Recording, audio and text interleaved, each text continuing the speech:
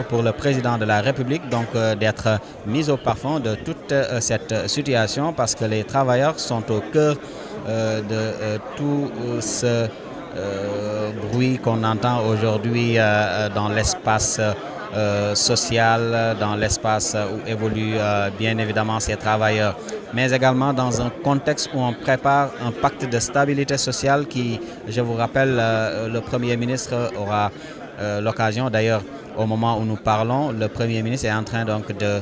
finaliser ce pacte de stabilité sociale avec les différentes centrales syndicales. Alors on va peut-être certainement suivre une suite logique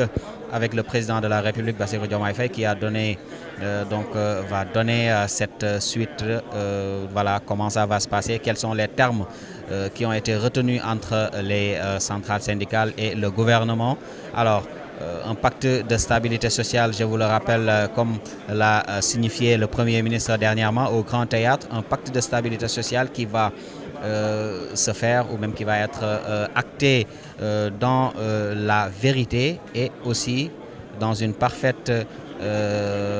entente entre les différentes parties. mbokk yi ñu fàttali leen ñu ngi fi nga xamante ni moom mooy palais de la République du Sénégal gis ngeen noonu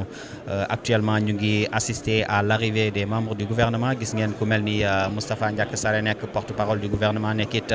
jëwriñ ji ñu dénk li nga xam ne moom mooy wàllug apprentissage ak formation professionnelle ki nga xam ne moom mooy docteur Cheikh Tidiane Dieye yor li nga xam ne moom mooy hydraulique ak assainissement le docteur Abdourahmane Diouf itam yor njàng mu kawe mi nga xamante ni moom mooy enseignement supérieur moom itam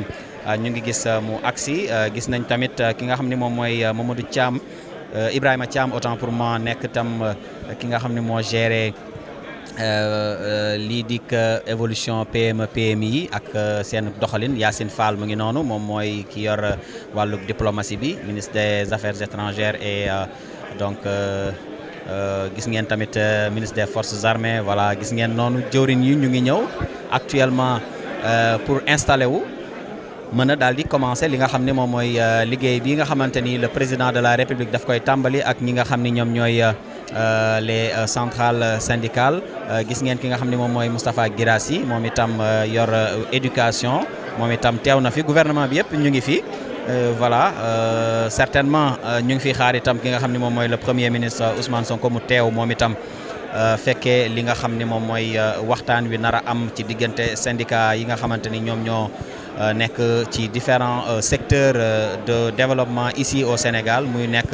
secteur éducation ñu ngi fi ñi nga xam ne ñoom ñoo nekk au niveau des énergies ñu ngi fi ñi nga xam ni itam ñoo nekk ci wàllum njàngale mi ñu ngi fi ñi nga xam ne ñoo nekk ci wàllug tasum xibaar itam jamono ji nga xamante ni coow li bari na lool ñoom itam ñu ngi fi gis nañ tamit ki nga xam ne moom mooy Racine Sy moom moo yor kuréel gi nga xam ne moom mooy le patronat voilà yéen a ngi gis noonu ki nga xamante ni itam moom mooy ndey mbil gi di Abbas Fall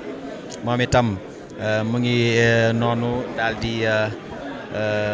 teew moom itam ak Maymouna Dieye nga xamante ni moom moo yor wàllu jigéen yi Khady Diène Gaye itam yor jeunesse ak culture ak li nga xam ni moom mooy sport moom itam teew na voilà donc pratiquement tout le gouvernement est présent ngir daal di mën a fekkee li nga xam ne moom mooy waxtaan wi Bassirou Diomaye Faye le président de la République fas yéene amal ak ñi nga xam ne ñoom ñooy les différents syndicalistes yi fi teew voilà Olivier Boucal itam gis ngeen ko noonu moom mooy ministre de la fonction publique et de la voilà moom tamit et de la réforme de la fonction publique moom itam teew na voilà gis ngeen ko noonu le ministre de la microfinance moom itam mu ngi noonu teew gis ngeen vraiment donc tey defe naa li ñu mën a xaar mooy tey ñu daal di am ay consensus yu fort yu am solo par rapport ak li nga xam ne tey moom mooy ndaje bi parce que gis nañ déjà volonté bi mu ngi fi gis nañ li nga xam ne tamit voilà gis ngeen ki gérer le haut dialogue social voilà le haut conseil du dialogue social moom Mamadou Lamine Dianté moom itam di koo xamante ni acteur bu am solo la acteur central ci li nga xam ne moom mooy waxtaan bi war a am entre ñi nga xam ne ñoom ñooy liggéeykat yi ak ki nga xam ne moom moo di Abbas Fall ki nga xam ne moom mooy tamit le gouvernement autant pour moi donc ñu ngi koy xaar moom itam mu xëy na yëkkati ay kàddu yoo xamante ni dina ko jébbal ñi nga xam ne ñoom ñooy liggéeykat yi. ñu ngi seen Cheikh Diba le ministre des finances ki nga xam ne tamit moom mooy Bouli Galissa moom itam ñu ngi koy seen xanaa daf ñuy dénk ñaari moo rek tey lan la ñuy xaar fii. dama ko mën sama boss mu ngi fii sama patron mu ngi fii non yow Cheikh da nga may dugal. jërëjëf da nga may dugal. Voilà Bouli Galissa nekk itam ku am taxawaay fële ca ministère du travail moom itam ñu ngi koy jaajëfal bu baax gis ngeen daanaka ñëpp daal di nañuy agsi le président de la république moom la ñuy xaarandi mu daal di ñëw nag yëkkati ay kàddu daal di koy jébbal ñi nga xam ne tey ñoom ñooy mon cher maa ngi ziar voilà. jaajëf voilà donc ñu jaajëfal ko bu baax Ngone lañ toogal Ngone moom itam bokk ci ñi nga xam ne ñoom ñooy ñiy tas ñiy. bokk ci ñi nga xamante ni ñoom ñooy taskatu xibaar yi fii ak ñeneen ak ñeneen gis nañ fi présence su presse bi aussi ñëw nañ fi ñëw bu am solo boo xam ne nag li ñuy xaar rek moom mooy tey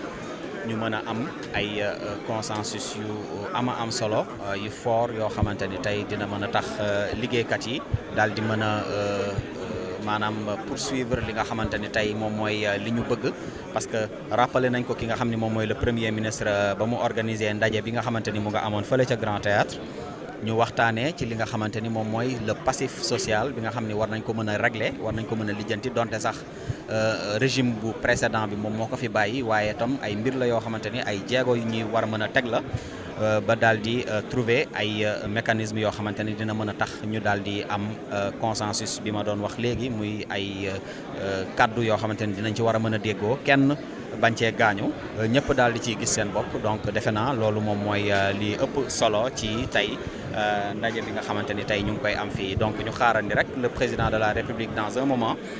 mu daal di agsi fii nga xamante ni moom moo di salle des banquets au niveau du palais de la République daal di nag waxtaan ak ñi nga xamante ni ñoom ñooy ces syndicalistes xam naa ni ñaxtu bi wala bokk li ñuy xaar bëri na lool waaye nag lépp loo xamante ni war nañ ko mën a am rek ci ay waxtaan lay jógee ñu daal di trouver ay consensus yu am solo yoo xam ne tey dinañ mën a jëmmal li nga xam ne tey moom la ñëpp di xaar fii nga xamante ni moom mooy waxtaan bi ñu fi nar a yëkkati alors xanaa ma bàyyi la nga sànni ci ay kàddu. waaw Cheikh comme ni nga ko waxee ni ko waxee léegi yërëm naa la yaa ngi koy wax ne le président de la République dina ñëw léegi nangu si cahier de doléance yi nga xam ne ñi représenté liggéeykat yi ñoom ñoo ko war a ñëw jébbal ko mu nekk ab tradition waaye yaa ngi fàttali léegi ne signature de pacte de stabilité sociale bi nga xam ne moom Ousmane Sonko mi ngi proposé ab gouvernance inclusive et transparente au service du peuple kaddu yi mi ngi ko yëkkati léegi ginnaaw bi nga xam ne itam mi ngi woon ci ndaje boobule ñuy fête tey comme ni ñu ko waxee muy fête internationale du travail bu ñuy def chaque 1er mai moom ministre du travail nag premier ministre Ousmane Sonko